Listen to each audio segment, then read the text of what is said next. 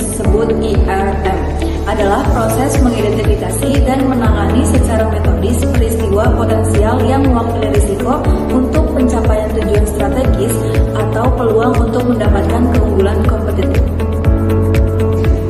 Kemudian di sini ada komponen-komponen IRM itu sendiri. Yang pertama itu ada pengaturan tujuan, yang kedua ada tugas beresiko, yang ketiga respon risiko, yang keempat adanya lingkungan bisnis internasional, dan yang kelima adanya identifikasi acara.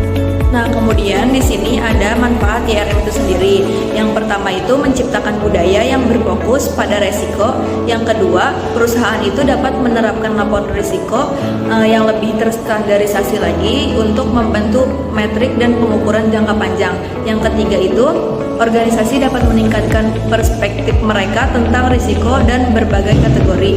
Yang keempat, fokus yang lebih besar pada risiko yang terkait dengan tujuan bisnis dapat mengarah pada penggunaan sumber daya lebih efisien. Dan yang kelima itu, organisasi yang sangat terregulasi dapat meningkatkan koordinasi masalah regulasi dan kepatuhan di seluruh rangkaian tujuan bisnis yang beragam. Selanjutnya ada tantangan yang ada dalam IRM. Yang pertama itu pengeluaran modal dan operasional seringkali meningkat pada awalnya karena program IRM dapat memerlukan perangkat lunak dan layanan khusus dan mahal. Yang kedua, inisiatif IRM meningkatkan penekanan pada tata kelola yang membutuhkan unit bisnis untuk menginvestasikan banyak waktu dan biaya. Yang ketiga, kesepakatan konsensus tentang tingkat keparahan dan metrik risiko di semua unit perusahaan bisa jadi sulit dan kontroversial. Selanjutnya, tujuan dari diterapkannya IRM. Yang pertama itu meningkatkan performa bisnis perusahaan, yang kedua melindungi perusahaan dari berbagai risiko ekonomi yang sangat merugikan, yang ketiga menjadi tingkat penghasilan yang diperlukan perusahaan agar bisa digunakan untuk berbagai hal yang sangat penting, yang keempat menjaga agar rencana finansial bisa terjaga dan bisa berjalan secara lancar, yang terakhir melakukan sosialisasi terkait pemahaman dan juga pentingnya risk management. Tentukan organisasi IRM ada 1. Tentukan ruang lingkup program 2. Mengembangkan seorang guru 3. Merancang aksi 4. Memantau dan mengukur 5. Informasi secara digital. Langkah-langkah penerapan IRM ada 3. Yang pertama, menentukan model analisis risiko yang tepat. 2. Menyamarkan referensi mengenai risiko. 3.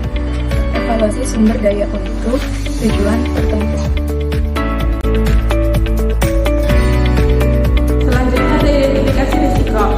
Jadi identifikasi risiko adalah usaha untuk menemukan atau mengetahui risiko-risiko yang mungkin timbul dalam kegiatan yang dilakukan oleh perusahaan atau perorangan. Manfaat identifikasi risiko ada 3. Yang pertama, identifikasi potensi ancaman terhadap bisnis.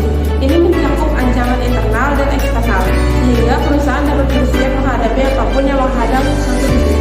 Yang kedua, ada nilai kerentanan bisnis. Setelah perusahaan mengetahui di mana titik lemah suatu bisnis, perusahaan dapat mengambil langkah untuk menopangnya dan melindungi diri dari kemungkinan serangan. Dan yang ketiga, ada membuat keputusan yang lebih baik. Dengan memahami risiko yang terlibat dalam situasi tertentu, suatu perusahaan akan dapat membuat pilihan yang lebih tepat dan menghindari kesalahan yang lebih besar. Baik, selanjutnya ada proses identifikasi risiko. Proses identifikasi risiko dibagi menjadi 4. Yang pertama, pernyataan risiko. Yang kedua, identifikasi dasar. Yang ketiga, identifikasi terperinci. Yang keempat, pemeriksaan silang eksternal. Dan selanjutnya ada tujuan identifikasi risiko. Bertujuan untuk menentukan semua risiko yang berpengaruh terhadap pencapaian sasaran organisasi. Risiko tersebut mencakup kejadian, penyebab, maupun dampak fisik. Analisis risiko tujuan untuk menentukan besaran risiko dan level risiko. Tahap-tahap melakukan identifikasi risiko ada 5, yaitu identifikasi proses input, yang kedua penilaian risiko, yang ketiga identifikasi dampak risiko, yang keempat identifikasi peluang, dan yang terakhir evaluasi evaluasi secara berkala.